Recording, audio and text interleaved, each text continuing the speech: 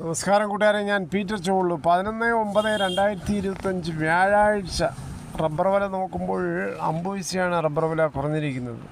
ഇനി സ്വർണ്ണവില ഒരു പവൻ്റെ മുകളിൽ 160 രൂപയും 1 ഗ്രാമിൻ്റെ മുകളിൽ 20 രൂപയാണ് കുറഞ്ഞിരിക്കുന്നത്. ഇനി നമുക്ക് റബ്ബർ വില നോക്കാം.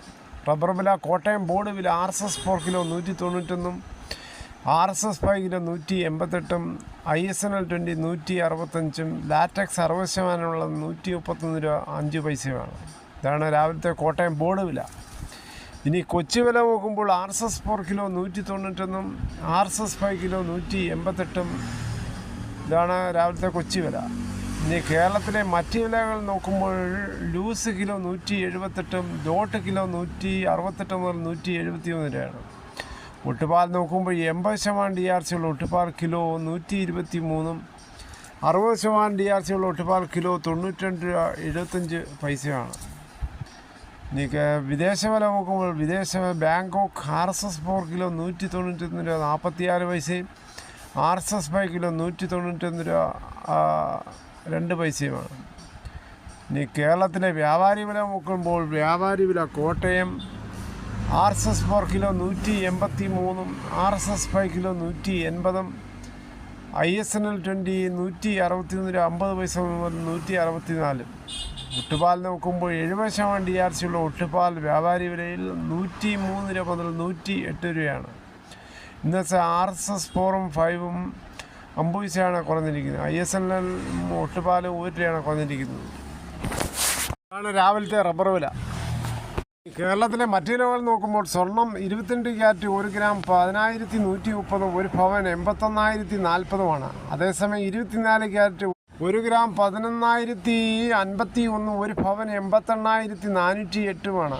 ഇനി തേങ്ങ വില നോക്കുമ്പോൾ തേങ്ങ ചകരിയില്ലാത്ത മുട്ടത്തേങ്ങ കിലോ 87, വെളിച്ചെണ്ണ ലിറ്ററിന് 480, കൊപ്ര എടുത്തപടി 219, കൊക്കോ 350, കാഞ്ഞിരക്കുരു 100, കച്ചോലം ഉണങ്ങിയത് 450, കൊപ്ര എടുത്തപടി 219, അടയ്ക്ക പുതിയത് 350, പഴയത് 360, കാഞ്ഞിരക്കുരു 1850, ജാതിക്ക തൊണ്ടോടുകൂടി 200, ഗ്രാമ്പു 775, നാടൻ 885, കുരുമുളക് പുതിയത് 681, കുരുമുളക് ഗാർബിൾഡ് 711, കുരുമുളക് 691, കുരുമുളക് വയനാടൻ 670, ചേട്ടൻ 660.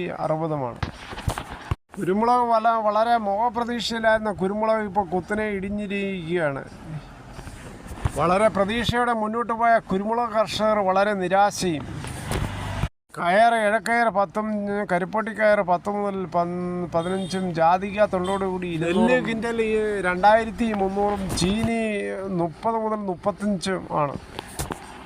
മഴയൊക്കെ മാറി എന്തായാലും ചെറിയ വേലൊക്കെയായി. റബ്ബർ ടാപ്പിംഗ് വളരെ ശുഭപ്രതീക്ഷയെന്നെങ്കിലും ശരിയായി പാല് കിട്ടുന്നില്ല. കേരളത്തിൽ ശക്തമല്ലാത്ത ഇടത്തരം മഴ പ്രതീക്ഷിച്ചാൽ മതിയാകും.